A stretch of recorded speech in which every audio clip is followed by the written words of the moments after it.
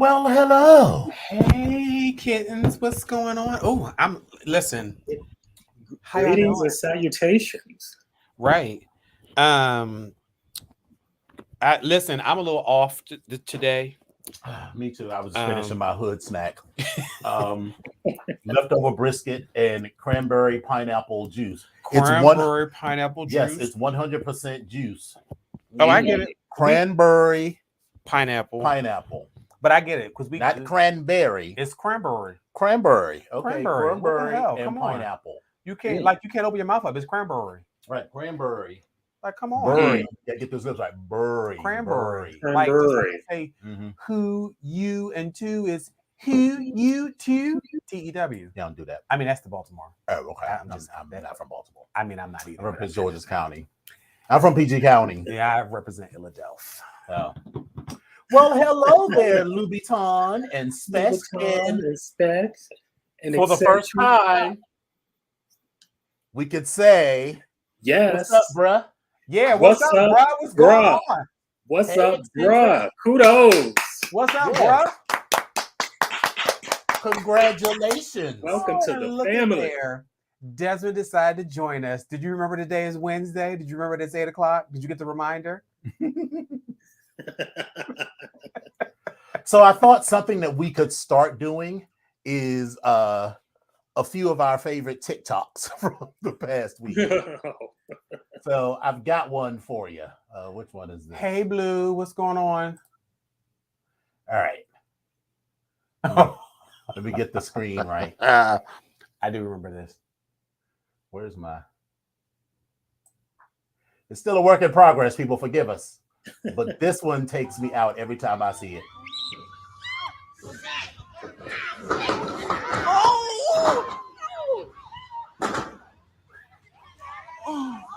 It's several things for So me. first of all, it's the 1, 2, and then, That's at the end. But then it's the end. It's the boom, boom, boom. They're still hitting the wall.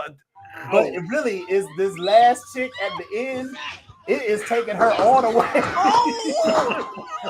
She ain't even in the bag no more. She has totally lost it. Poor thing. Poor thing.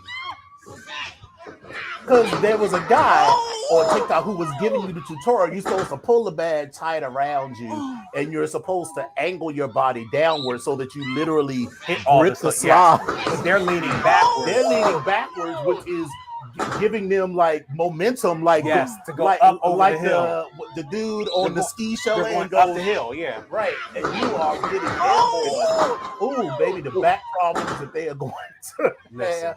My neck, my back, my pussy, and my crack. Oh my God. All that. All fucked up behind that. Ouch. So yeah, it's a lot. It's a lot. So these other two were just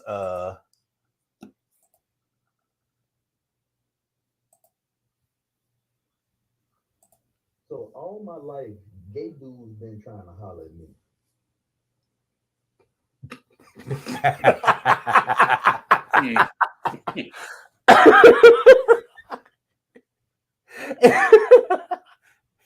Listen, if Sherjan was a look.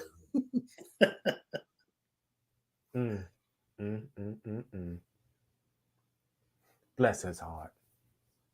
Bless his heart. What he goes on to say in the video is that the issue is that he apparently has a really big ass. And oh yeah, y'all didn't see that one? Oh, okay. No. So I didn't add it to the thing. So all right. So there's a tab. There's that one. We're gonna share. Then I gotta add you to the stream. See, that's how you missed it. All right, so let's take it back to the beginning.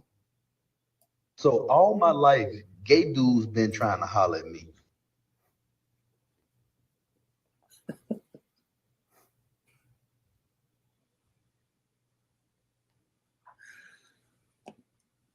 I just can't. All my life, he is just totally like, sure, girl. Yeah, that was truly a sure Jan face. And then the last one. You know what I can probably do? I could probably download them and sketch and put them into one video, but that feels like work. That's a lot of. But I mean, I think it's just. But I will do it for what do we decide to call the BGKH fans? Remember we had that conversation? I don't remember what we called them. I can't. We're calling them VIPs, like they're the. No. It was something. I'm just saying, but we're it was talking about Stunt Queens. Queen. We were trying to figure. Yes, we're trying but we got to come up with something better than Stunt Queens. Yeah. No, it's not this one. Oh, it's this one. Okay, so share. Let me get y'all on the screen, and then all right. So.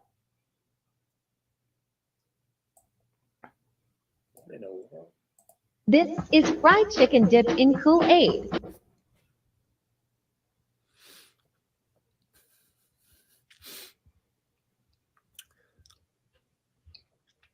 I'm sorry, Malcolm. This is fried chicken dipped in Kool-Aid.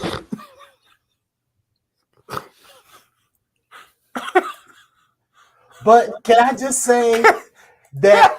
Oh no! Can I just say that no? Can you just say what? Try it though. So the question is, what flavor Kool-Aid? Grape. I feel like grape would not be a good flavor. I feel like it would need to be like strawberry, lemon or orange. Orange chicken, lemon chicken. And I just feel like strawberry, because strawberry Kool-Aid don't taste like strawberry. But to tell the it's truth, just sweet. It would just be like sweet and sour chicken. But to tell the truth, if it's cherry or even if it's grape, it'll be some good shit. Because we always I don't know. So no, grape we always flavor grape. because we always mix grape Kool-Aid with a lemon base. Right, Louboutin flavor is red. Right. So and the flavor is red. Like so, we need red chicken. And we also need some grape flavored Kool-Aid with some lemonade in it as well. I would try that. That was black cherry. Okay, black cherry. Maybe, but I could see that. I could see either one of those. I could see black cherry. Come on, Della, spoken like someone who has drunk a lot of Kool-Aid in their life. That was black cherry. Excuse me. I will have you know that I am the Kool-Aid connoisseur with a K. Right. Kool-Aid connoisseur. And that connoisseur is KONASSOOR. Connoisseur. I will have you fucking know. Come on, Kool-Aid connoisseur. So, Legionnaire, how was your week, baby? My week was pretty good. On Friday, I actually went out and I got a cowboy makeover. I saw that. Come on. I did see pictures of that. I was like, what is going on? Well, every year, Touche does these series of makeovers. They do preppy guy, leather guy for the preppy guy. Mm-hmm. And then they do cowboy guy for the leather guy. So I decided to venture out Friday night and was having a cocktail and didn't know the contest was going on. And somebody handed me an application. So you have to fill out this questionnaire and enter the contest. And I was like, okay, what the hell? So I decided to do it. And before I knew it, I was being made over. It was fun. I want to be made over. Yes. So I got myself a new cowboy hat, some cowboy boots, a shirt, a bolo tie, and so they gave y'all all that?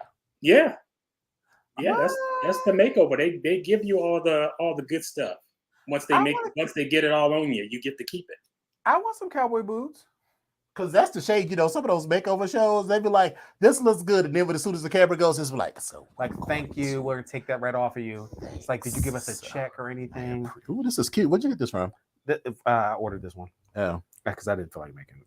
Yeah. So, so that sounds like fun. Yeah, it was fun. And then Saturday, I got into this interesting discussion with this guy online. Are you guys familiar with the hashtag recast T'Challa? I'm familiar with it, but I paid it no attention because I think it's ridiculous. So you want me to get up and move? Yeah, because you're closer to that side. Keep going. Well, apparently there was, I guess, the guy that actually created the hashtag got into some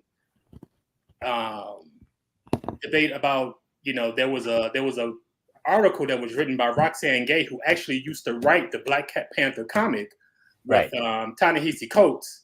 Mm-hmm. And in her article, she talked about how a lot of the fans need to let go of the idea of recasting T'Challa. And I had some trouble with a lot of the stuff she had to say. So it just created a huge discussion, and it was actually pretty interesting. No. You're twisting the camera. Look at that. Because I'm of a mind that I don't see any reason for them. I don't see any reason for Disney or Marvel not to recast the character, but I'm a voice. I'm one voice against the Disney machine. Perfect. Sorry, we're doing. We are readjusting. We're listening. So you got into an actual argument with this person? Well, it wasn't an argument, but it was more of a debate. I mean, because listen, me and Epic ain't been in a fight all summer long. And bitch, I ain't got no job right now. So bitch, what's up? What's up? I got to report like, what's up, bitch? What's up? I ain't got no job yet. What's up?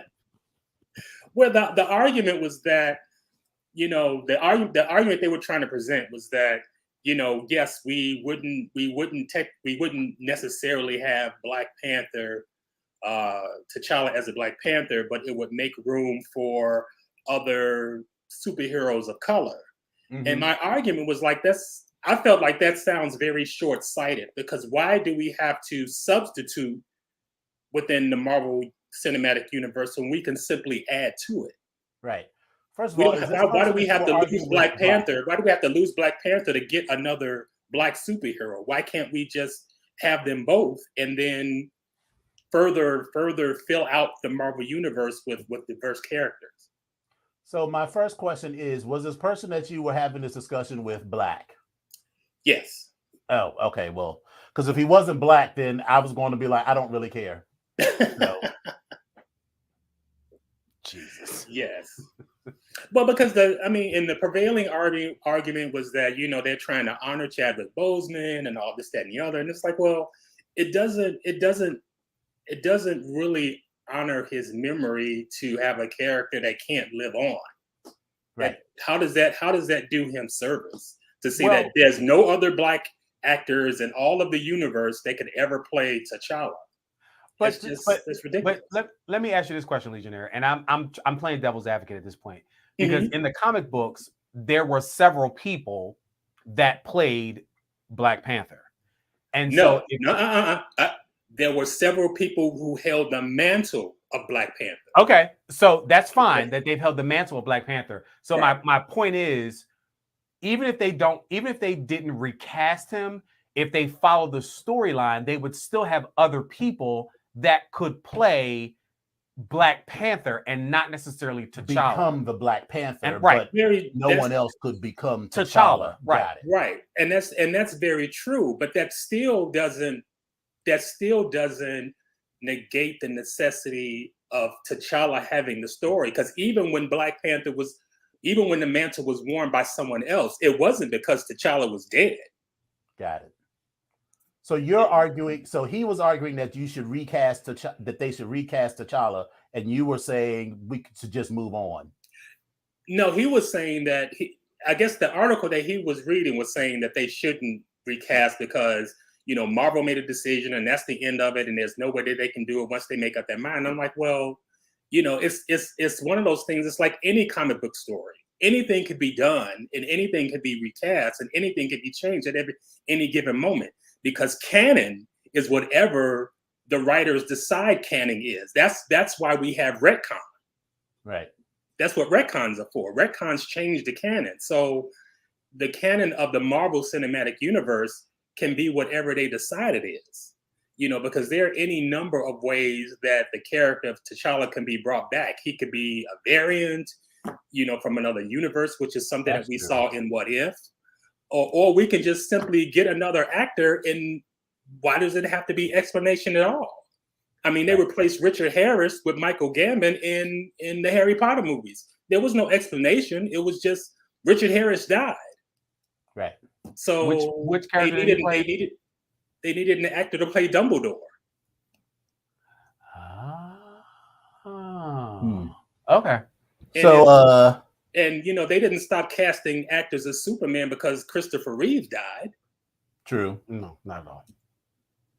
Well, I don't know. But I would love to see the Black Panther character still show up in several different forms, whatever that is. And if yes, it's not T'Challa, I'm okay with that. But I still would right. like to see his character or have the comic book character, their presence to be known.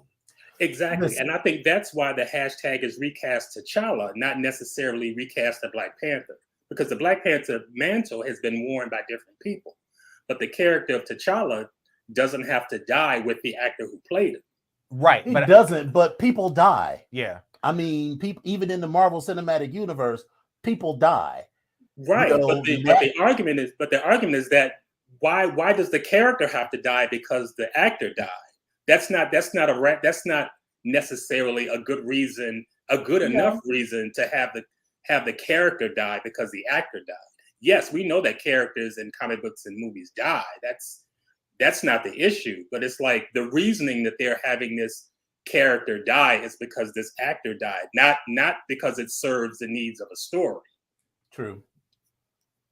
Well, I'm just looking forward to the movie. Whatever is going to happen, I'm interested to see what's going to happen at the end, and then we'll see what happens with the rest of the universe, because this movie is almost certainly going to be as successful as the original Black Panther, if not more so. And then once they see that, then there may be the pressure to recast T'Challa, or people may be happy with whatever happens in the movie and, you know, move on and let it go. I'm interested in it, in whatever happens. So well, and that was my argument too. It's like, well, you know, all these rumblings about boycott, and I was like, girl, yeah, there's no way in the world that I'm going to boycott. All you bitches are going to go and see the movie regardless. So just calm down.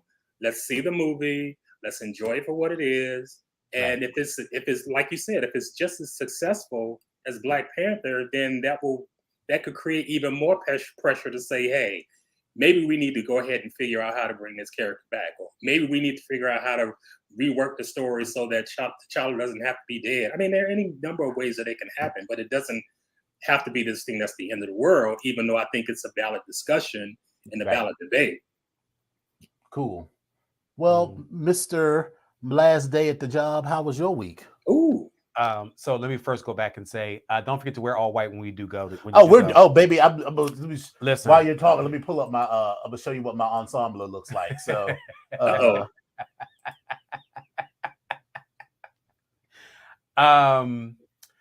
that's both of those are cute. That's cute. Go ahead. I'll show the people on the screen when you. That's okay. So yeah, today was my. I'm sorry. Let me back up.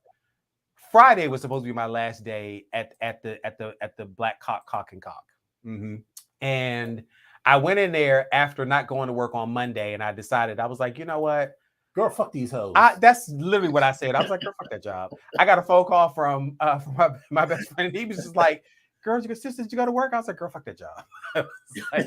And that's how I felt. So when I got to work, just as a side, so this is going to be my ensemble for the Black Panther premiere. Okay, I love it.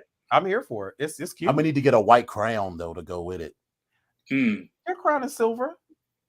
I have a silver. Well, I have a red, a silver, a black, an orange. But you have the metal one you got for your 50th. It's silver. That doesn't fit though. You know, my head's big. I could just snip it and then just weigh it around. So yeah, so I'll make it work. Anyway, so please continue with your story. So your best friend called and said, "Girl, fuck that." You said, and I said, fuck that job. Okay. And I got to work that next day, and I said, you know what? Why am I dragging this out? Because I really don't want to be here. I wasn't there on Monday. I said I was going to go in on Tuesday and or Wednesday, and I had just decided in my head that Wednesday was going to be the last day I was going to be there. And I just said, you know what? Let me go ahead and submit this leave slip, and let me go ahead and submit the time. And just kind of say, you know what, fuck this shit. I'm taking my last 2 days as personal days. So you ain't got to change my last day, but the last 2 days are going to be personal days. But today will be my last day in the office. And baby, I went in there with a plan to turn in all of my retirement paperwork, my exit interview, to turn my laptop in, my keys, my ID, get my receipts and then forward that over to my boss and HR so that there's no issue when it comes down to this check. You know, they ain't gonna give you the idea all my shit needs to be turned in. So I got all my trying to stab everybody up in there. Listen, I got all my receipts here and the pieces of paper that I took pictures of and I sent over to the peoples. But in any event, so I sent my little notice. Desmond said, "You ain't got no job, but you got a cell phone." You damn right, bitch. That's what it's supposed to be. You can't have a fucking cell phone and have a job. I mean, come on. Right. That's not how it works. So I went in and I just kind of submitted the time and I just kind of said, you know what? Listen, Dr. Bourne, this is where we are. I'm not coming in for these last 2 days. I'm gonna just use these 2 personal days, but I'm here in the office until Wednesday. He was like, okay, great. But then that lit a fire underneath him and a sense of urgency to now find out, because he started June 13th, this sense of urgency to sit down and have a one-on-one conversation with me to see what it is I actually do, because you're new to this division. And I was like, oh, so now you want to have a conversation with me? So he schedules a meeting with me at 12 o'clock. And it's not only him, it's the president of the university and another vice president. And I'm just kind of like, after this meeting, I'm ready to go. Like, that's what my intentions were, to leave after the meeting, because I was gonna turn my laptop in, turn my keys and everything else.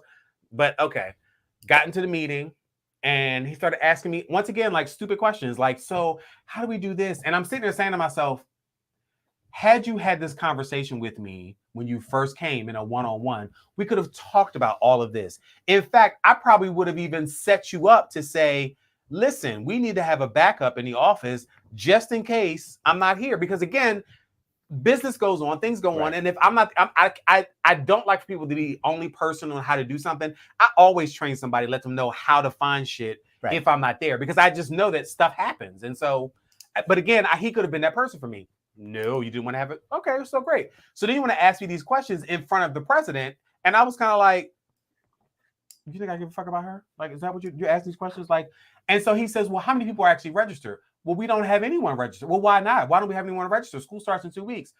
Let's talk about how this whole process is. You know, when I go to the high schools and talk to the students and the families and everybody else, and then I come back and bring back to the school that they're interested, I then need to talk to the dean so they can set up the classes and find the instructors. And then I need to talk to the registrar so they can create this class. And then once they do that, then I can register them and put them into a class. But if neither one of them have responded to me, what am I doing?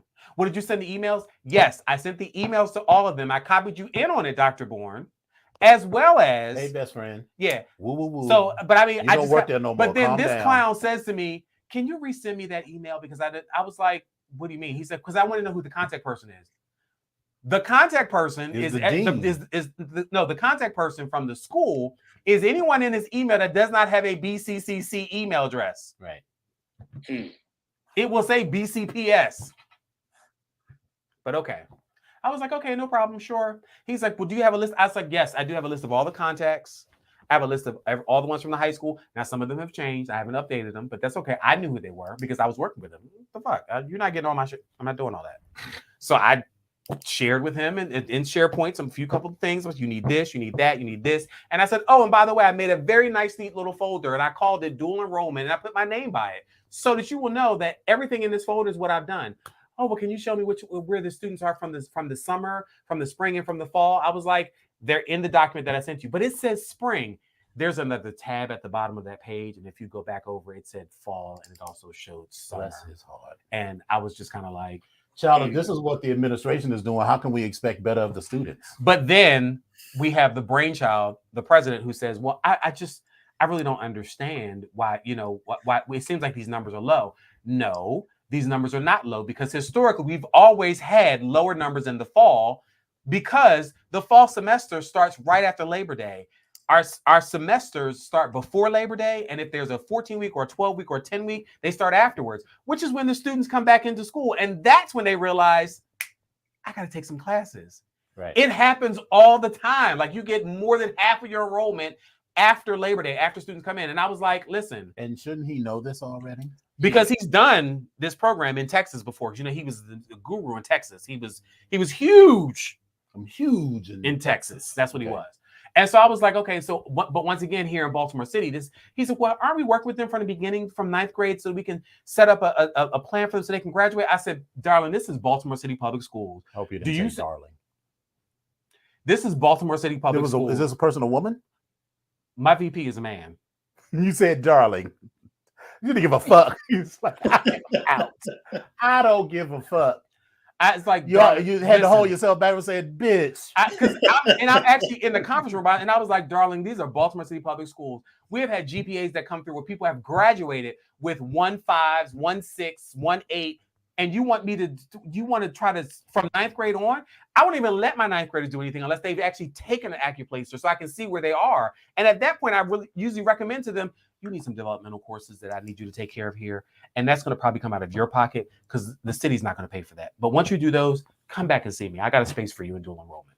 Mm-hmm. So this whole conversation that took us an hour to have, and for me to point all these things out of the materials that I don't have, and even the materials that would bring other people in, because you're telling people this class here at BCCC equates to this class in high school and what you're getting at the school district. Like this one-to-one thing, we have like over probably like 77 classes somewhere in there that but we couldn't get all of them on the sheet because some of them haven't been approved by BCPS. Right. As far as because the classes have changed slightly. So we have like probably about 15 classes that we couldn't put on that sheet. And I was like, well, we need to finish this because we need to give this to the students and the parents because they'll know exactly what they're getting into. And she's like, well, we offer the majority of the classes in biology and English and science and whatever else. And I was like, yes, we do. But these one-off kids that you think are like weird and that are out in the fringes that don't want to take the regular classes, they're taking these because they can't get these in high school. That's what makes it attractive to them. Right. So we wound up getting another, like half of the people that are coming in that are just taking 1 or 2 classes and not the ones that the Baltimore City Public School guidance counselor said, you're doing dual enrollment. Right. And they're like, what? What is that? Right. So, but again, when I said that to him, I was like, darling, these are Baltimore City Public Schools. And I was like, wait. So, the really sweet thing was today, my coworkers decided, they were like, oh, well, if today's your last day, then we're gonna go and take you out. And I was like, no. They were like, no, we're taking you out. We're going to our house. Yeah. It's called our house, and it's literally our house, and it's like a mall, but it's like a food court only. And so it's like all these different eating places, and it's really like an open concept type of sitting down eating type of thing. Mm-hmm. Listen, the bar was serving, so I was good. So I went right over to the bar, so I was happy with that. They did have some good like Cobb salads and stuff like that, and a couple people were vegan, so they were eating some vegan stuff, and I was like, okay, this is great. But the drink was drinking for me, so I was good with that. I said my few goodbyes to people. One of my coworkers even gave me a card. It was very sweet. What happened to the Asian woman that you ain't get along with? No, she showed up, and she's like, "Oh, this is a terrible imitation, and I don't like her. Please don't. I don't like her." But she's like, Asian accent. Please don't. She's like, "Oh, I wish you luck and congratulations," and she leans in to give me a hug, and I'm kind of like, the merest brush of the face. And so everybody's watching. And I was kind of like, have a good night. I can't. But they were very sweet. And a couple of my coworkers, they're telling me about other people that have left and have gone over there because apparently they've been poaching a lot of people from the Black Cock and Cock. And so a couple people are over there. H. Howard was. Oh, okay. They've had a lot of people that have gone over. So I was like, okay, that's fine. Whatever. No big deal. So they're like, get in touch with this person. Get in touch with that person. I'll see them when and if I get there. If they're in my space. Why should I get in touch with them? I don't know them. My space and Talk like, about how much we hated working there. Yeah. And even the director of student of the test center and student support services went over there just in June. So I was like, whatever. But anyway, it was a great day, but I also found myself actually working with people. So I was at the front desk and I was kind of like, oh my God, how can I help you? I'm being the most helpful and most friendly person I can be at this particular point because I was like, you know what? I don't have to see your face again. Right. What can I do for you? Is that all you need? You're in. Go ahead on. Bye-bye now. Go. Just go around the corner. Just go. You're good. So it was a good day. Let's role play. Beep beep ball beep beep ball beep. Ring ring. Ring, ring. Good afternoon. Thank you for contacting Baltimore Cock and Cock. This is Edward. How can I help you? Wait a minute. I thought you didn't work there no more. I'm still here right now. What can I do for you? That's not how you answer. So you've already failed the test. What? So are we talking about while I'm still there, or what? Are we talking about the new place? You don't work there no more as of 5 p.m. So okay, I'm sorry. All right. But we just started this over again. Beep beep bobble, beep beep bobble, beep. Ring ring, ring ring. What's up? Hey, Chet. I just have a couple of questions about that program. So you know that spread. Chet. Hold on. Beep beep bobble, beep beep bobble, beep beep bobble, beep. Ring ring, ring ring, ring ring. Oh. Text this girl. Beep beep bobble, beep beep bobble, beep. Blocked. Hey, Chet. Apparently, I'm having some sort of an issue with my phone, and I was wondering if you had a couple of minutes to go over this spreadsheet. Blocked. Sometime later, Chet never responded to my email. I'm gonna call him one more time. Beep beep bobble, beep beep bobble, beep beep beep. The number you have dialed is no longer in service. What? Oh, okay. That's what. And they actually had the nerve to ask me that. They said, "Hey, so if we need to get in touch with you, can we get? Are you available to answer some questions if we get Absolutely your call?" not. I said, "Sure. You can absolutely. If you can catch me, you absolutely can. I will answer your call." I don't believe in that. I mean, actually, I do. I've done it because I've rarely left jobs on because you heard what I just said. If you can catch me, I will absolutely take your call. Because when I left the Air Force to go to Redacted Airlines, the guy that I reported to called me once or twice, but we left on good terms, and he wasn't asking anything incredible. He was like, "Hey, we're looking for that document. You remember what folder it was in?" And I was like, "Sure, it was in the so and so." It wasn't nothing complex. It wasn't like, "Hey, you got like 20 minutes to talk through this thing." It wasn't like that, so it wasn't a big deal. And I did not leave under shitty circumstances, so it wasn't anything crazy. The last time I left, like when I left AU, and I had to do a whole SOP. It was one of the best pieces of things that I've crafted and put together. I was annoyed that I left that SOP there, and for whatever reason I didn't take a copy of it. I don't know why I didn't. Yeah. But I was annoyed because I was like, "Nah, I left this bitch the keys to how I do my job, or how I did my job," and I was like, it made it easy for them. And I was kind of like, I'm not trying to be petty, but it's like, bitch, you got to suffer a little bit. Right. You got to learn and the way that I did. Yeah, because I went between two different people, a director and also associate director, to try to figure out what the fuck we had going on. I had to go through their files and read their bullshit. Right. I ain't doing that. So there's no SOP. There were directions that were left from the other person, and I kind of looked at them and I updated them a little bit. And I put all that shit in the folder. I said, everything you need is in this folder that has DE and my name on it. Mm-hmm. That's it. I've done more than enough. I put all that together. We'll try this one more time. Beep bobble, beep bobble, beep bobble, beep. I love playing face card games because I don't get any calls while I'm playing it. This is amazing. Let me try to this time. I called the home number that you have on file. So I don't even know what that damn number is anymore. I don't even know what that is. So as you know, I have officially slid. You remember the Flintstones? I have slid down the back of the Brontosaurus and and I am officially on vacation until Tuesday. Good. My email, my out of office started. I was in the middle of, so it was like 5:01. But I did set that. I said, please know that I no longer work here as of Friday. Right. If you have any questions, please direct them to Dr. Jade Bourne. Right. Here's his email address. Mine started precisely at 5 p.m. I am out of the office, and it ends precisely at 8 a.m. on Tuesday. So there is that. The girls was trying. I mean, they weren't trying it. It was just really sort of normal workday stuff. But we were making it happen yesterday. So we're in the process of talking about conversion from contractor to permanent employee. We still haven't totally talked money, We haven't talked money at all. Okay. But other people that work there with the same position told me what the floor of the position was. And I was like, oh, okay. And she was like, plus you know, at your level, you get a 15% bonus every year. So I was like, slide the abacus, carry the 1. Okay. Okay, that's cute. Okay. 7% 401k match. That's amazing. That is amazing. That's amazing. Yeah. Plus 5 weeks of vacation and the 10 holidays. So you like so my company that I work for now, I get 5 weeks of vacation, but my 10 days, my federal holidays come out of that. So it's really only the 3 weeks. No, I get 5 weeks of vacation plus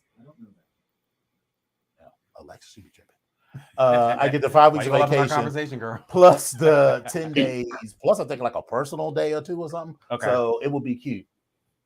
So up until now, my boss had been like, oh, just wait for HR to contact you. But one day we had gone out and looked online to see if the requisition had posted. I was online doing something else. And I was like, let me just see if this girl is on here. And it was. And so I said to her, it's like, hey, do I need to go ahead and apply for this? He was like, nah, just wait. The dude's going to contact you or whatever. Because, you know, I got the inside track. They're putting it on the street for shits and giggles, but, you know. Right. Which is the same thing that happened for me here. If anything, they might hire 2 or 3 people using that requisition, but I got the job. And then, so at like 4:45 yesterday evening, she was like, change your plans. You need to apply right now. I was like, it's 4:45. I have other shit to do this evening. Plus, I was planning to spend yesterday with a leisurely update of my resume. with the new, because I hadn't updated, you know, Amtrak stuff on there yet, but then that had to be like a breakneck, and it turned out cute, so I was happy with it. And then apply, so that was done. Then today, out of the fucking blue, out of the fucking blue, my manager from Redact, I'm like this. What? I'm like this. You know, you just fucking around at work. You just look at it. It's like, you have a friend request or whatever they say on LinkedIn from blah, blah, blah, who was my manager at Redacted Airlines. Now, remember, I didn't just report to this dude. I had 7 interviews with this person. So this isn't, you know. So the fact that he friended me on LinkedIn, okay. But he didn't say anything. And I was playing it real casual because I was like, girl, I got a job. Yeah, like, if you friend me, you clearly are friending me for a purpose. So I'm not going to look like I'll suck your dick for a job. It was, you know, I wasn't doing that. I was just keep it casual because I got a job, you know, and I got the inside track to, you know, move on. But then he texted me. He was like, hey, how's it going? And I'm like, I'm fine. He's like, how did you make it through the pandemic? I was like, I made it fine. And then he talked about him and his wife had a daughter, which is great because his wife she's one of the few people who beat like stage 3 or 4 breast cancer or whatever. Wow. So the fact that she did that and came back and had a baby who is now a year and a half old. So great. So I'm very happy because I don't hold any animosity to anybody at United. It wasn't their fault we had a fucking pandemic that shut down. Redacted that shut down air travel. So, but anyway, so we're having that conversation, and he was like, "So I saw on LinkedIn." He said, "So where are you working right now? Because you know I saw on your profile that you're open to work." I was like, "Is that still true?" And I was like, Like, let me choose my words very carefully so I can just make sure he knows that, bitch, for the right dollar, bitch, I'm a holla. So I said, I work for Amtrak, but I'm always in the market for a better opportunity. Then he said, so would you be interested in full-time or contract? I said, because of what happened the last time, I would prefer full-time, but I would take a contract if the money is right. Because to the point, you got a job, bitch. Now what? This is what we doing. Right. This is where we at. And so then, I mean, he's busy during the day, so I'm sure he wasn't just sitting around waiting to chat with me. So I was like, but let's just keep it cute. I am heading to Mexico tomorrow, so I can't continue this conversation, but how about we touch base early next week? So we'll see what happens, because that United money was cute. Bitch, listen. And the money is going to have to be even cuter. I was now gagging when you sat back, and I was like, bitch, what? Right. I was like, bitch, wait, how many? Bitch, what? How do you? And what the fuck does that look like as a paycheck? Like, bitch, what the fuck is that? Honey, that number is that's why I might take the contract, because they pay their contractors more. And if I could get, but look at this. Right. But if it's as a contractor, because as an employee, it would only be like. But this guarantees I won't be the first bitch fired. Right. As soon as some shit happens. Okay. But is how much room for growth from here up? It was room for growth from here, because remember, growth for both of them. I was here, right, as a contractor. Right. I got that job.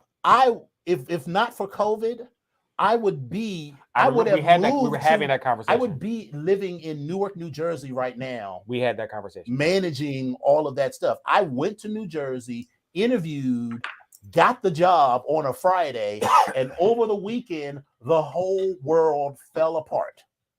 It was the 6th. I remember it. I went the 6th, the 5th, the 4th. So I went up to Newark on March the 4th. Mm-hmm. Had the interview, slayed the kids. Everybody was talking about how good I did. Everyone was super excited. On the 6th, which is Friday. Oh no, I got the job on the 4th, or the 5th, which was the next day. On the 5th, my boss from the company that I worked for at the moment was like, yeah, so I'm having to let everyone else go because of, this thing with the COVID. She's like, but don't worry. Right. I remember you saying you still got the job, because they went from an organization from 200 to an organization down of like 10, and you have the entire East Coast now. So you're set. So I went into the weekend, was like, oh, sucks to be them. On Monday, she was like, hey, you got a minute? And I was like, no, girl, I don't have a minute. I don't have a minute. I'm busy working. I'm working for Redacted Airlines. Right. I'm earning this money. Right. Please don't take this money away. Right. Whatever you do. And I had to leave. That was the 10th, which was Monday. And my last day was that Wednesday, the 13th, or whatever that day was. And so I would go back for sure. But yeah, like you say, I might be willing to take this if it guarantees, this. But I could, if I got this, because they don't fire their contractors, because I could have stayed at this number for like a couple of years. You would do it as a contractor, but again, you wouldn't still have the benefits and the not all the benefits, but the distance between this and this in terms of salary makes up for a lot of those benefits. It does, but so I will say this: we are getting older. There are some things we need to start thinking about, and I don't give a fuck about none of that. Listen, I don't give a fuck about none of that shit. None of that shit. But Legionary coins in my pocket right now. That is true, but if you do that, you still have to set those coins to the side or contribute to your 401k or whatever that is. Already got the whole thing with the blah blah blahs and the yada yada yadas, and that company had a 401k too. Okay. The only thing that was annoying was that there was no leave time, so anytime I wasn't in the office, I wasn't getting paid. But I was getting paid a lot. So it's like, girl, I can miss a couple days, right? So. We'll see. I ain't committed to nothing. I'm not even committed to it full time. I mean, as a contractor, yes, but I ain't signed no paperwork because, again, the person from HR has not put a number on a piece of paper and slid it across to me. Once we see that, and once I see this number, then I will truly start to make plans. So until then, I'm just going through the process because it don't cost no skin off of my teeth to update my resume and spend 30 minutes applying for the job. It don't cost no skin off of my teeth to have a phone conversation with someone who I reported him, but we also got along. So just having a cute conversation. And again, if either of them or both of them say the cute thing, then we'll see. Let me but back let's up. Be clear. If the money is cute, I'm out, because riding the rail for free versus riding a plane for free. No comparison. Yes, none. So especially United. I mean, I could see if it was like Spirit, but no shade. Some of our brothers work for Spirit and or JetBlue. Is it Spirit and JetBlue that are combining? Yes, they are. Lynx works for JetBlue, Yeah. so So are they? What was he but doing? Lynx said, I work for Mint, so I won't be dealing with he's Spirit people. But what was he doing all this time? Was he let go as well? No, he still worked there because he was a permanent employee. But he was also, they were letting all of the contractor staff go down here, but they kept a small staff that kept the lights on. But now that the plane, flights are overflowing with people and stuff, they need people again. So I would do it. I would 100% do it if they are talking the right stuff with money and all of that. And let me tell you. Yeah. So I'm in. So that was a surprise. So because I was not expecting that. Well, that's good though. That's good. At least so the thing, and I think that's the thing that, because I think I explained in the interview that I had. I think I talked to you all about the interview that I had when I had it the first time at Howard. How the person that asked me something, and I got annoyed with the question because I was like, it was such a stupid question, and I answered it with this attitude of like, duh. And I was like, and then I walked out like, I got off the Zoom call and I was kind of like, shit. I was like, well, I fucked that up. Well, like, there's that. Howsoever, the person that interviewed me that laughed, because I saw them visually laugh at my response, was the person that I'm actually going to be working for. Oh, good. So I was like, okay, so I left an impression with somebody somewhere to do something. So good. That's a good thing they remember that you left an impression. So. Yeah. So I mean, I left an impression because they were part of the team that were, they were on my side for me to get this promotion. So yeah, and it might even still be that thing. Although the idea of moving to jerseys does not feel as exciting as it did in 2020. I'm sorry. What does my paycheck look like? I didn't say I wouldn't do it. Okay, I was going to say just to be clear. Because listen, I would figure out: do I want to go up to New York or do I want to go to Jersey? No, girl. If New York would eat too much into that. I mean, I would literally have a studio apartment near the airport because I live in DC, and if I relocate, I'm relocating to Florida. I'm not relocating to New York. I get it. I'm just saying it would be, New Jersey is not my dream destination to retire to or move to. Now, if they were like, New York is cute. Now, if they said, hey, I remember you talking about moving to Florida and we're expanding in Fort Lauderdale, I'd be like, sold. I'm in. Sold. Yeah. So anyway, so what we got to talk about today? Where are our stories? I thought we, so aren't you in charge of stories? I did not. Are you in charge of the girls? I did not. Aren't you in charge of the girls? I did not print out and put together our story and our stories for the week and our nice little script that we actually read from. What I did do was I pulled our stories because I was actually going to do that today, but I wound up working today, which is okay, which is fine. I'll give them that last day. I'll give them a little bit of work, but I do have a couple stories that I'm going to mention to you all. And the good thing is, I just want to know that we do have a OneNote into which you could have put those stories, and then that's all you had to do because you clearly got them.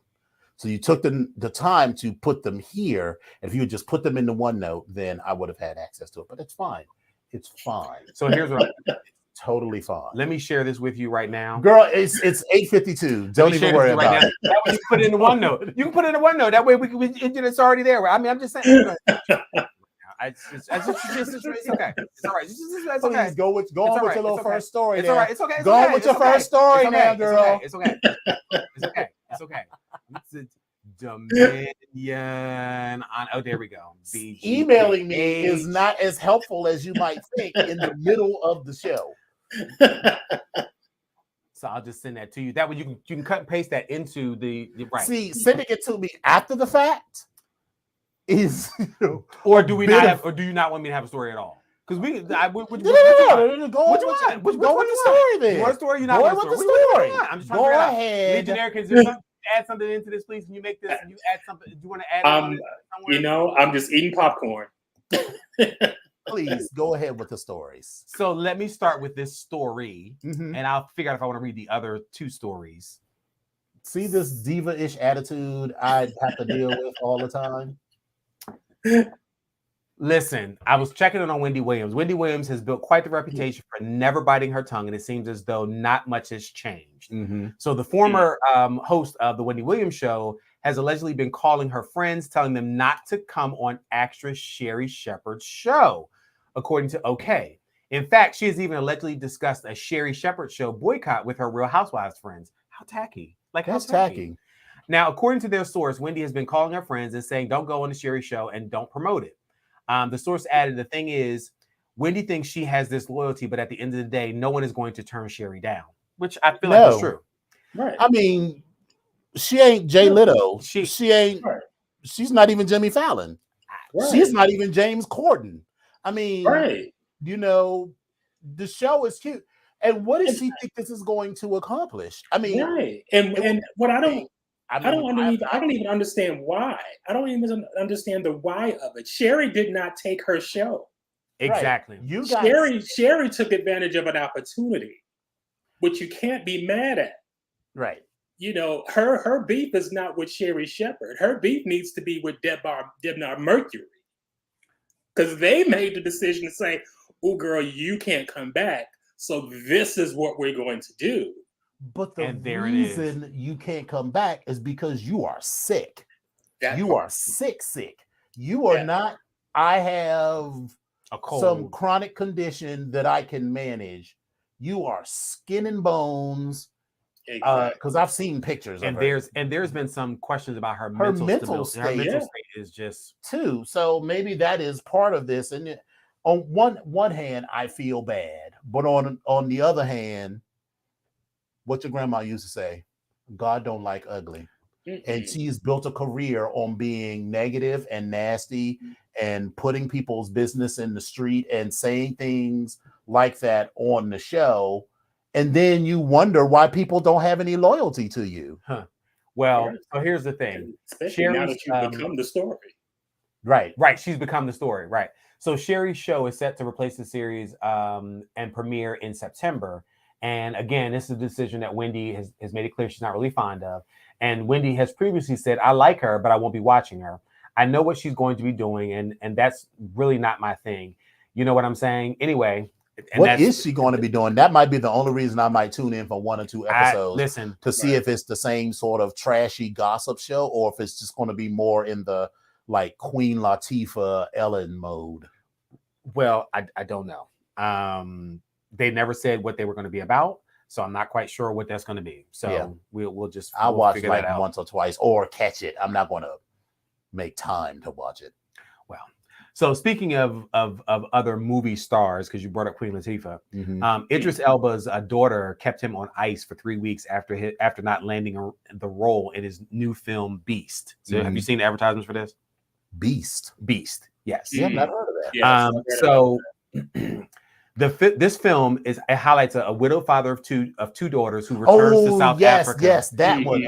For healing, but ends up being stalked by a bloodthirsty lion. Now it's now playing in theaters, and Iana Haley and Leah Sava Jeffries got the roles of Idris's daughters, and in turn, his real life daughter did not get one of those gigs. Is his real life daughter an actress? She's an aspiring. She's an aspiring actress. Okay. Is he producing the film? No. Well, then what's Will Packer? Will Packer, who is he told Isan Ilba she didn't get the role, and he's the producer of Beast. And he chimed in on Isan's audition after one of the show hosts asked who delivered the rejection news. Packer admitted to being the bearer, and described Isan as his niece. He said, "That's like my little niece, and she's amazing. Here's what I'll say. I'll give props to Idris because you talk about nepotism, like two dads that are like for real, want the best for their kids, but are hard on them. Idris Elba and Ice Cube." And so that's what Will Packer said. Mm-hmm.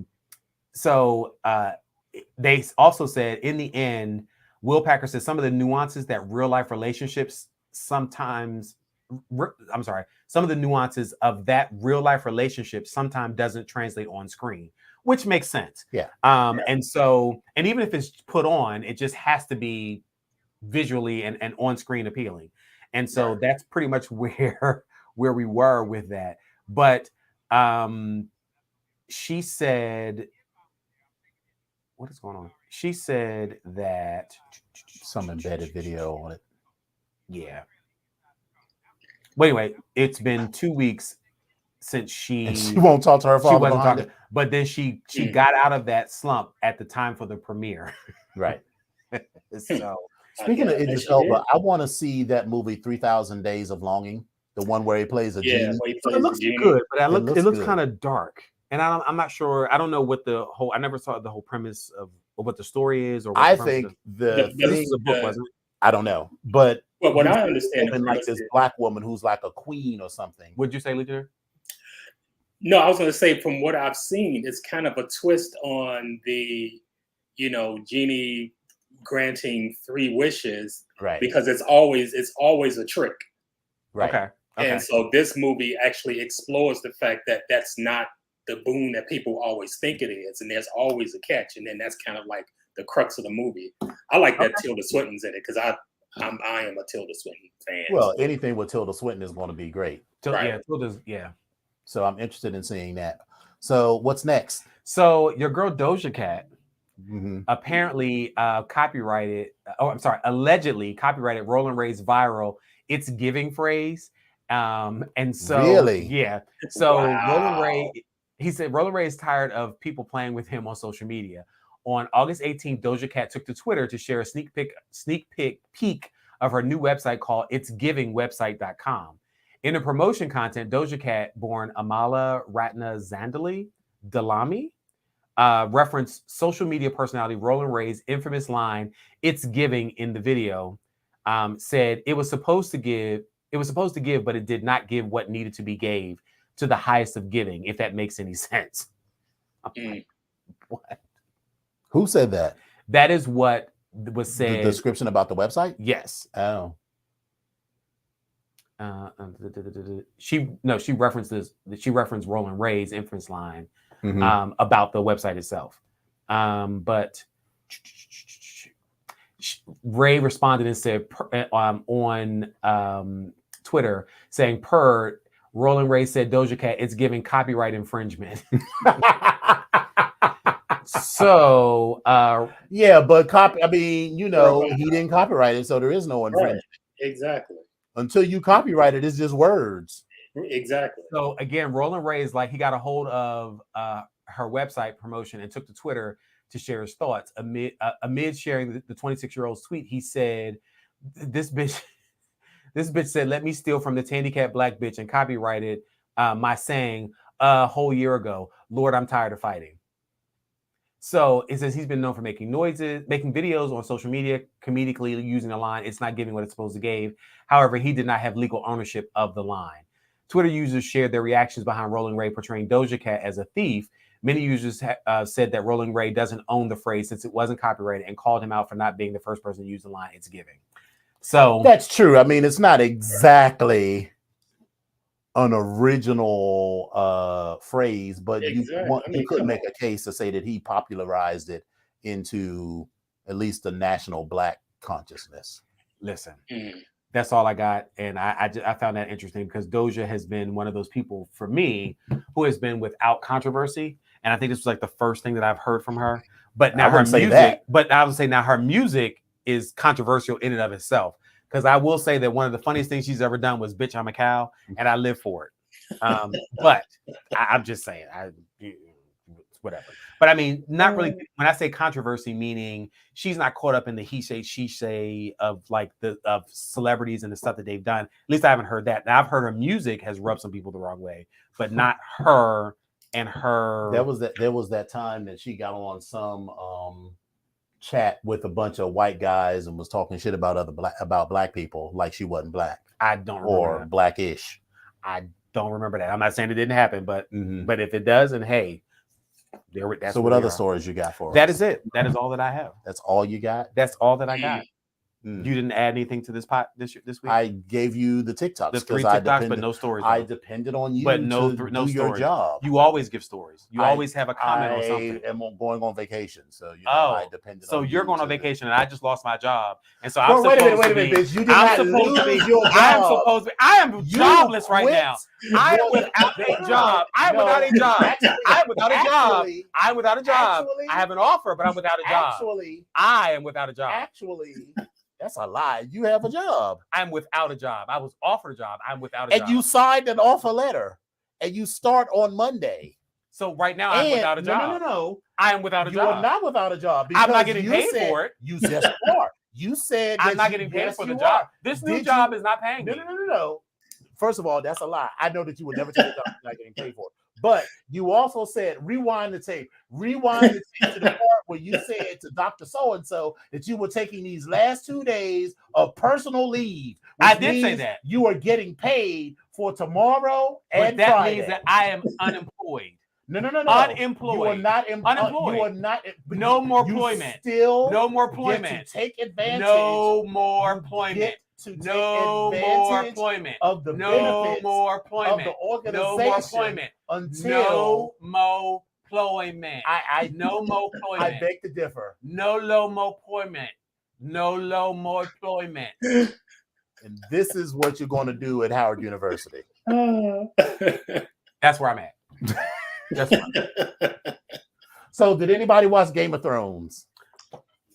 I must listen. I am not right, but I got a cell phone. Exactly. That's how you're supposed to be. You ain't got no job. You got a cell phone on. And look, that's thank you, Desmond. Right. You know, you talking all this yang. But I must be the only person in America that hasn't watched. Like, I really have not watched Game of Thrones. I'm really not interested in it.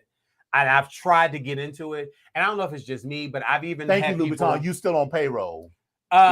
Luby, I'm gonna need you. Listen, pick a side, boo. Pick a side. Luby, I'm his pledge master. He is always on my side. Bitch, the side was chosen. The side was chosen. That's what we doing. Okay, Luby, I got you. I got you. It's all right. I got you. It's all right. But anyway, as I was saying about this old funky Game of Thrones, I must be the only person in America that didn't watch it but I had somebody send me all the episodes that I should watch to really get the spirit of it. But I was like, I'm still not interested. I think I was faked out because I thought it was going to be, more fantasy dragons type of situation. The bitch rides a dragon. I saw none of that. I saw like the dragons at the beginning. Then I watched a couple episodes. I watched this little red. I thought it was gonna be some mystical stuff, and I'm good. But again, I haven't watched all the episodes. I heard about these White Walkers. I don't know what the fuck they are. I ain't never seen them. I haven't gotten past. I watched the Red Wedding, and I'm thinking like, oh my god, something's gonna be happening. And the Red Wedding really was not. Everybody was like, oh my god, and I was like, I mean, okay, but it wasn't. And then somebody was like, you just dead on the inside. I was like, well, that may be true, but what I'm saying is, it wasn't awful. Yeah, I don't know. You are a little dead inside, but so am I. So I mean, it's why we get along. So there's that. You know what I haven't caught up on? Did we talk about She-Hulk last week? Because She-Hulk debuted on Thursday. We did not, but I did. But did you watch it? I did. I enjoyed it. I fucking loved the first episode of She-Hulk. Show was everything. Yes. It comes on Thursday? It comes on Thursday. So is the new episode out already? No, the new episode is out tomorrow. Tomorrow, okay. Oh, it's tomorrow? Okay, I thought it was already there. No, it comes on Thursdays. Okay, so I will be watching, but I enjoyed it. The Battle of the Bastards was cute. The Red Wedding was cute. But what was cute was how Arya came in and killed all of the people. So Arya, you know the little one, right? Yeah, She's I'm gone really across not the interested. sea, I'm really not and interested. just and she developed this ability where she could imitate people by taking their skin. So basically, she cuts off your whole face and wears your face as a mask. So she what was his name? Whatever the name is, she killed Dead man. all of the people who killed her whole family. So he's boneless, skinless man. Yeah, but he died off screen. But anyway, so She-Hulk. I really did appreciate it. I liked the way that She-Hulk got her powers. Yeah. Yes. It was cute. But did you wait? The comedy though was throwing me off for like a hot second, but I appreciate it when he was like, "Yes, I'll do it," and she looks off the camera. He's not going to do it. That's breaking the fourth wall. It was cute. Yes. Yes. I thoroughly enjoyed it, and then I also was like, why the fuck is Jamila Jamil in this? Like, what the fuck? That costume she had on was crazy. I was like, oh my yes, God, that was insane. In a show with a big green bitch. I mean, I was like, the silliest thing in that movie was that hop in the air vertical kung fu movie kick, that flying kung fu kick. Yeah, I was like, and then she busted her right in the sternum. Right. That reminded me of Kill Bill, where Beatrix was fighting Go-Go. Yes. She was like, she's like, hey. Right. It's just corrupt her ass into her. But yeah, I liked it. I like the premise that, she's able to control when she becomes She-Hulk, because as a woman, she has to deal with, her, I won't say suppressing her emotion, but she has a much better emotional management strategy than Bruce does. And the reason that she does is because, and don't get me to talking this shit because I don't watch or read the comics, but Bruce Banner was abused as a child. Yeah. So the Hulk is really an alternate personality that comes out. Without that, maybe he would have still turned green, but he might not have become the Hulk as a separate personality. Exactly. That really is an alternate personality that was always lurking back there as a protective mechanism from when he was abused as a child. So maybe I missed that part because I don't remember. That's in the comics. Yeah, that's backstory. Yeah, the comic. But even in the movie, they kind of touched on that. They didn't really call it. They didn't actually name it the dissociative personality disorder, but that's basically what it was that created the persona of the Hulk. It was kind of a way for him to manage and vent his anger. I get the dissociative personality disorder. I get that, but which movie? Because there was like two different movies. Number one, well, in the very first movie, they touched on the fact that his father was abusive. Oh, so is that the one with the Ang Lee movie? The Ang Lee movie. Yeah, with Ed Norton. Yeah, Ed Norton. No. With Eric. The other guy, the one where the first movie. Okay. Okay, I got it. Maybe because that's the one I didn't watch. The one with Ed Norton, I enjoyed. Yes. I watched and I actually enjoyed. I thought that was really good.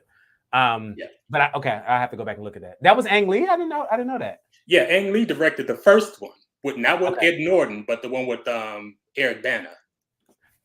That's right, Eric Bana. Oh, okay, got it. Okay, all right. But now, so what is this, Louboutin? What is this? What do you say to the God of Death? What is that? That's Game of Thrones stuff. Okay. Mm-hmm. She was sent there to make her change into She-Hulk. They say she was sent there just to make her change into She-Hulk. In the title screen. Okay, Blue. I'm not sure what that means.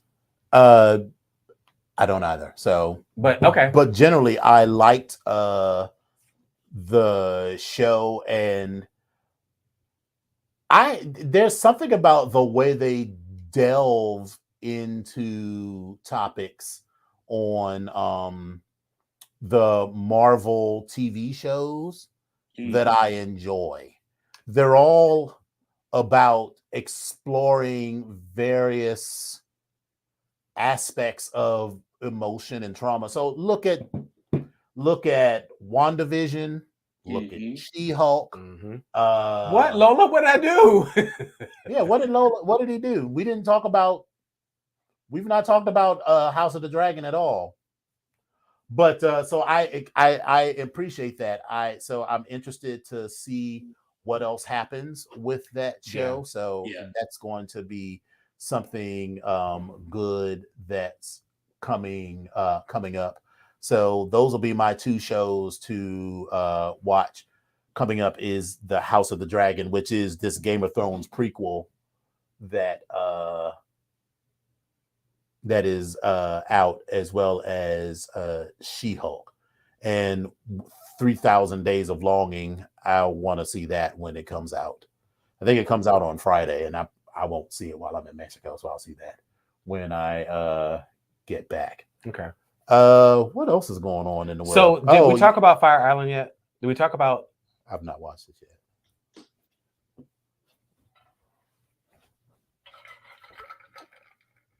I did want to touch base on so today President Biden announced that he was forgiving $10,000 and up to $20,000 of student debt. Yeah. But it's only for people that make up to $125,000, which I am not tooting my own horn, but you know, there are people that make more than that that still have student loan debt.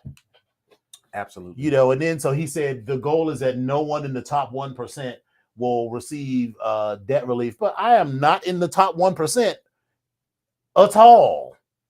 I still want my $10,000. Listen, That would that you know, I think I owe 20 still. That would cut my joint in half. you especially if you can get the whole 20. It'd be like, Well, I wouldn't get the whole 20 because I didn't take out. These loans are the result of my schooling as an adult. So Pell Grants aren't for like 35-year-olds who decide to go, who need to get a degree. Pell Grants are for people. Well, whoever it's for, I didn't. But I never qualified because I was already making way too much money. In a graduate situation, no. Yeah, this was for a bachelor's degree. But the point is, okay, you know, but yeah, you wouldn't because you didn't have any need. Yeah, I'm also, you know, so I feel like I need to phrase this.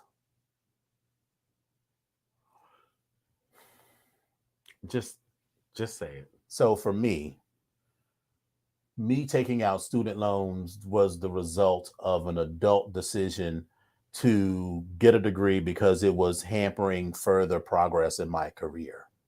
Which makes sense. But hearing people saying, I've got, you know, $150,000 in student loan debt. And I was like, girl, what? So, and at some point, it's a predatory system because I feel like you shouldn't have been allowed to take out that much money. So that's a lot of money. But here's the thing. If you look at it from an undergraduate perspective, and I realize that. Go ahead. I'm sorry. Go ahead, please. Okay. So if you look at it from an undergraduate perspective, there are limits. So smooth. Yeah, bitch. It's like butter. I mean, come on. Or chocolate. Bitch. I want to eat you up.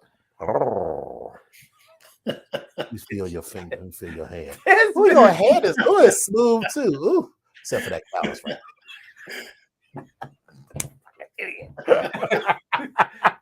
I do have this callus. It is annoying me. It's just popping up. I'm getting annoyed. But I'm take that file. I'm gripping on this fucking steering wheel driving to work every day. But anyway, but so the way the loans are set up, they're set up on an undergraduate level. 2625 is your cap, then it's 3,500, and then it's 5,500 for the last 2 years. Now you can get, so between all of them, so that's 11,000, and then you're talking about 11,000 and 25 and 35, so that's what, 16,000, 16,000, just round numbers, $16,000. Now that's for an undergraduate dependent student. If you are an independent student, there's an extra 4,000 or 5,000 that you can get for each of those years. So it's 4,000 in the first two, 5,000 in the last two. So you're talking about another $18,000. So that's about 36,000 or 34,000. I think it is. That coupled with when you get into graduate school, you are now able to take out $20,500 for the year. And if you're in a program for 2 years, that's another $40,000 coupled with that 30. So you're at 70 at that particular point. But that doesn't necessarily, depending on where you go to school at, that doesn't necessarily cover all of your costs. Yeah. Because so for instance, like at AU was a $60,000 institution Yes. Girl. So then you take out private loans and other stuff. Graduate plus and or privates. And so then that gets added in as well. So I can see how people get up to these ridiculous amounts of money. However, I do feel like some of those people have decided that they're going to just borrow and then pay it all back. Well, here's the thing. If you are fortunate enough to get a job where you're making the type of money to make the type of payments you want to make on this money, on this loan, that's great. Because this is like a mortgage, basically. You're talking about, this is like a friggin' mortgage that you're paying back. The person that I'm thinking, whose name I will not call, said that he had $150,000 in loan, but his job paid him $50,000. And I was like, so it becomes a struggle, and that's you have these other repayment things like income-based repayments and all. Right, and that's another part of it is that they capped income repayment, or you can seek a cap on the income replacement at 5% of your income. So 50,000 times 0.05 is $2,500 a year, divided by 12. So your maximum payment will be $208, which is still a lot if you only it's make a lot. $50,000. It's a lot of money. That like, and even that $208, that's insurance or cable bill or like electricity or gas. Speaking of insurance, Geico be trying it every time my bill comes. Let me be clear. I can't say nothing bad about Progressive. So let me just say this. Let me just say this right here, right now. I don't know what the fuck it is. I don't know where my brain is. I don't like to do this auto repayment thing, but for somehow I always feel like I can play with my insurance and like the days when it's due and I'm trying to do my pay. Don't just listen. And when I think that I'm paying in advance, I'll pay it in advance, then I'll forget and I won't come back and pay it again. Then I'll be like, bitch, I ain't paying my insurance in a minute. What the fuck is up? Then I go and look online and it says, your insurance was canceled as of last night at 12 o'clock. And I'm like, bitch. And I'm like, okay, we're good. Okay, we're good. I can't say one nothing thing that I have on auto pay all the time. I can't say nothing bad about Progressive because I swear there's been a couple times where I was like, bitch, my insurance is canceled. Bitch, what? And it happened like the day or two before, and I was like, bitch, that is sorry. The one bill that is on auto pay because they will. Thank you, Progressive. They will gank your ass and you be riding dirty. And not even realize it. Thank you, Progressive. Because when I wonder why I got all this extra money in my account. Like, girl, you got this money in your account because you ain't paid your bills. Like, oh, thank you, Progressive. So I can't even say nothing about them. And there is this thing. It's like, if you've got private debt, there's not a whole lot that can be done. But if you have federal student loan debt, we got money to give to. How much money have we given to Ukraine? And I'm not saying they don't deserve it, but we give money to everybody. But people in this country who are, you just think about it. If that $150,000 was forgiven, you're right, Lola. The interest rate, just like it is with taxes, it's the biggest fucking issue. Right. So if that was forgiven, people's credit would improve. Absolutely. People could buy cars. People could buy houses. People would just be able to do stuff and be relieved of a burden, because this isn't money that's due to the university. The university already got their money. They already got their money. The university got their money when you took out the loan. So this money is only owed to the federal government. So that's the whole thing, is why can't they forgive it? Because if we could come up with $3 billion and we've given what, $10 billion or more to Ukraine so far, or to businesses, half of which didn't need that fucking money, bail out the auto industry as well. We bail out the auto industry. We bail out all sorts of things. But the American people, we encourage people, everybody from Joe Biden to Kamala Harris on down, encourages people to pursue higher education. Yes, we need to talk about the cost of higher education, but that's one issue. But it's in the power of the federal government to forgive that debt, because the debt is the federal government's debt. It's not you saying to the bank, I'm ordering you to forgive this debt. No, you just move the money from one account to another, or it's made up money. So you could just say you could just write it down and say it's not a thing anymore.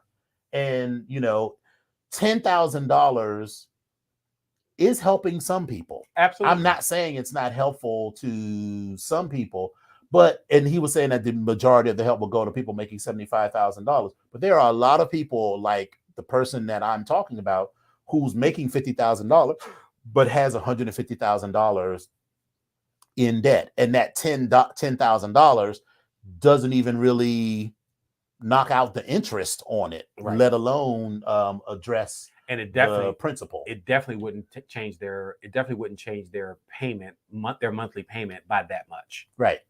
It will, but not by that much. And because we see this all the time. I don't see it because I feel like I've moved on and you've moved on from that to a certain extent. But there are a lot of entry level or near entry level jobs requiring master's degrees. And girl, I'd be like, I'll be damned if I get a master's degree and you gonna look me in my face and say a master's degree is a requirement for this job and you only pay $52,000. If you're not paying $80,000 at least, we're not even in a conversation. Let me explain something to you. Education in particular is probably the biggest stunt queen out there, because they want these people to have these motherfucking skills and knowledge and these abilities, but they never want to pay you. Yeah.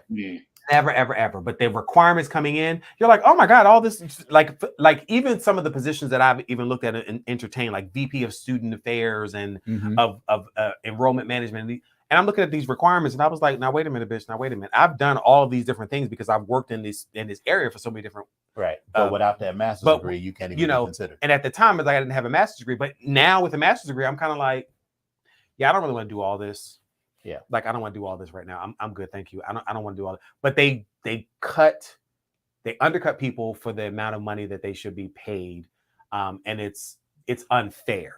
And I think I was explaining to you that I read this article about a young lady that was talking about how her parents, much like my parents and my family, has said, you get a job, you start working at that job, you stay there for a couple of years, you move up in the company, and then you retire from the company, and then that's how you make your money. Well, this young lady talked about how she changed her job three times.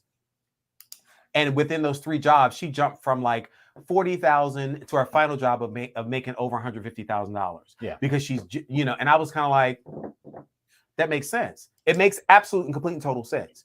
And so I feel like, not that I'm going to tell people to jump around, but listen, like you said earlier, keep your options open. Yeah, you need to be flexible, and if you have to go from one industry to another industry, that's great. I'm laughing even at myself because it's kind of a full circle moment, because I took that job at Howard, which was more along the lines of an entry-level position within admissions. And now, like, I'm not at the entry level. I'm coming back, like, doubling my salary and plus whatever. So it's like, all right, this is a full circle moment for me. So I'm like, okay, now, bitch, I understand you now want me to do some work. So that's a whole nother story. But I keep thinking about just the moves that I've made that have gotten me here. And it's like, oh, okay. So I'm having a moment of being grateful and happy and all that good stuff. So yeah, we shall say. And wages are not keeping up with costs. Yeah, because girl, food is expensive. Food, gas me and my sister was talking about that the other day. It was like, she was talking about, like when she was in college, $30 a week would fill up her tank and buy food for the week. Baby, and that's when a gallon of gas was like 97 cents. Yes, bitch. When I bought my the Blue Bomber, that Pontiac Grand Am that I had, I don't remember you don't think you ever remember that.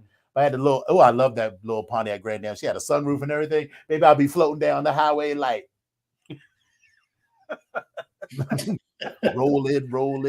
Yeah, there you go. Rolling down the street, smoking Indo, sipping on gin and juice, laid back with my mind on my money and my money on my mind.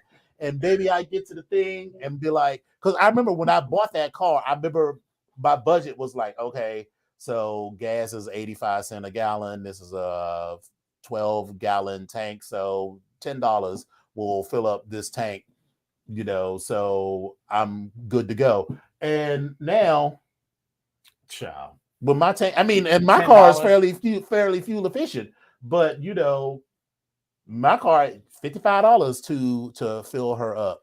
Dylan said, I'm not getting out of my bed for anything less than 62, but I'm at I'm entry level. Listen, baby, you will be surprised at what some of these jobs are paying you and what at entry level, because they will still require you a master's. And there's been some, and it's in particular in the college arena, some of the positions, like even my coworker Jordan, I was talking to him. He was like, they was offering me 50 G's. He said, what the fuck is that? I said, what the fuck am I doing with that? He was like, what the fuck am I doing with the 50 G? I was like, so yeah, 62. Okay, but all right. Yeah. Listen, get your money as long as you are able to maintain yourself and and everything around you. That's the end result. That's where I think. Oh yeah, Dellin, they're you know, they be stunting on the kids. Dellin, they keeps a job. Right now. Is that Dellin is part Jamaican because they keeps like so I got this job on Monday, Tuesday, and Thursday, and then I got this other job on alternate Tuesday afternoons and Friday, Saturday, and Sunday. Well, Dellin, we will have once a month. We will have this conversation when I get on the campus, because I feel like you probably I feel like you're going to be stopping through for a minute, but we'll have some conversations, and I'm looking forward to that. So yeah. Well, good. Y'all ready to get into this beautiful bean footage? Yes, indeed. All righty. And we're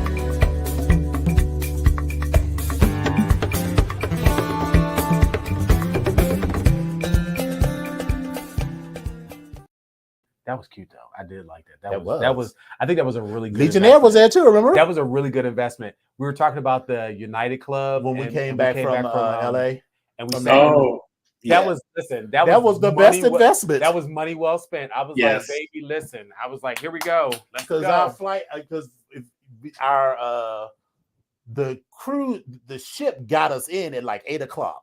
Right. But our flight wasn't until like 6:30, 7 p.m. And there was no way I was going to sit in them hard ass seats. Child. So it was like $50 to sit in the United Lounge. That was the best. It was like $80-something or something like that. Maybe it was different from I got something.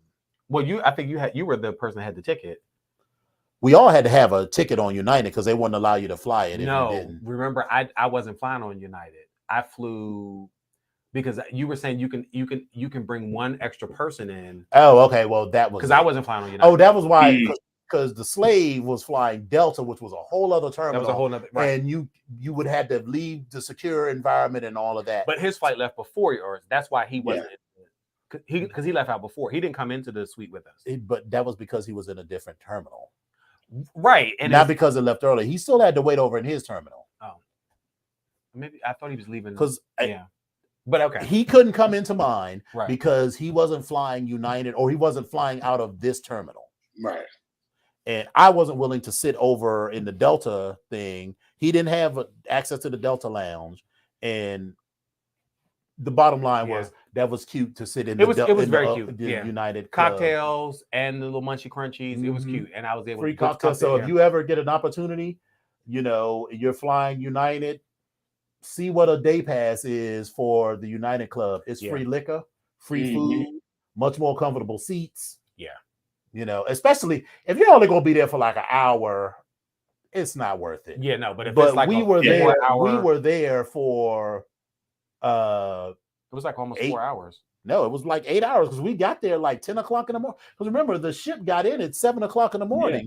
So we left the ship and got to So we were there by like 11 o'clock, and our flights didn't leave until like 6:37. Okay, yeah, it was cute though. We had a good time. Best friend says the lounge in Newark and O'Hare are nice, and the one in O'Hare has showers. Has showers? Too. Oh, yeah. All right.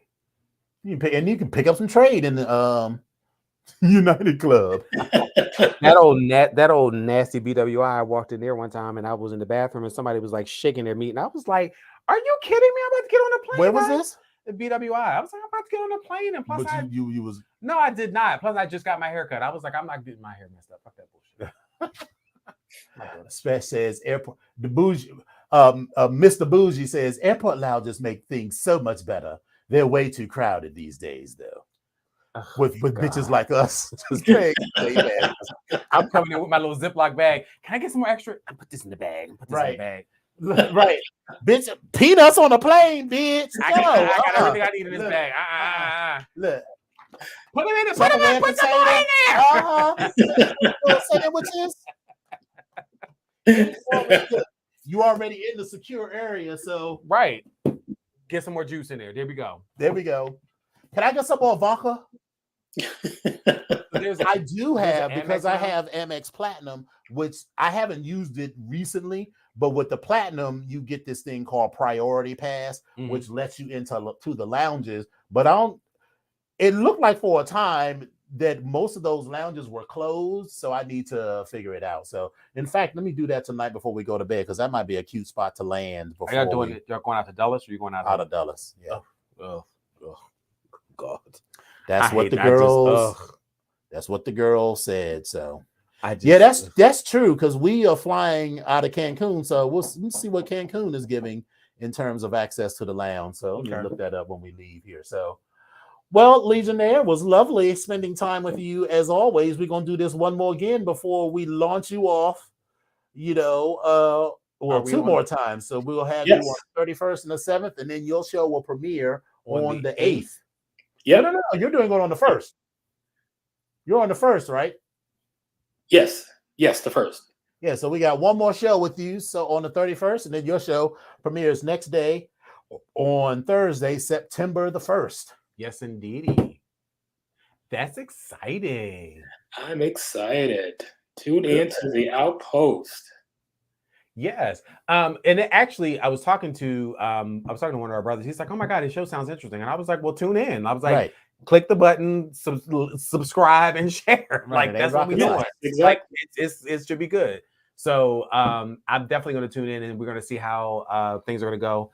I'm not sure if we'll figure that out. Whether we'll talk about that next week. Yeah. But so I'm excited. So do you have your lineup ready as far as what you're going to talk about, how the flow of the show is going to go? Are you I'm tightening that up now. Yes. Okay. All right. Speaking of flow of the show, are you going to have stories for next week? Are you going to have stories to add next week? Maybe. I'll definitely have something to talk about, because I'll be back from Mexico. And we'll be able to talk about She-Hulk. I just can't.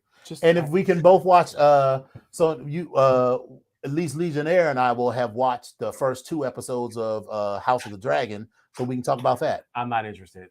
Okay, well, then you can sit there silently. I will sit there and silently, look pretty. But I'm not the House of Dragon. I'm not. It hasn't caught my attention yet. All right. So I'm still trying to get through Umbrella Academy. Maybe I'll watch that tonight. Oh, okay. Well, that's right. You on vacation now, so yeah. You start on Monday? I start on Monday. Okay. Yeah.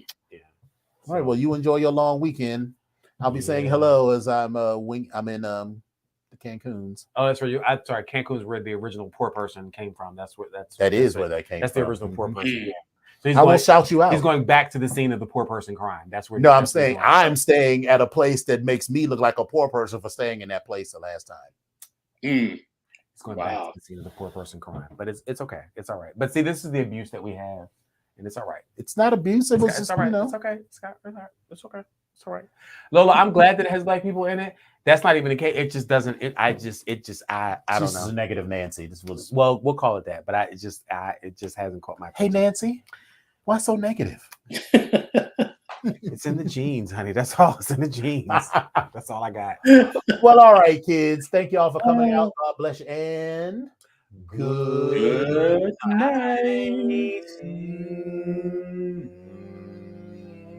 See, listen, y'all not understanding this harmonizing. We just tune in. Just get into it. Listen.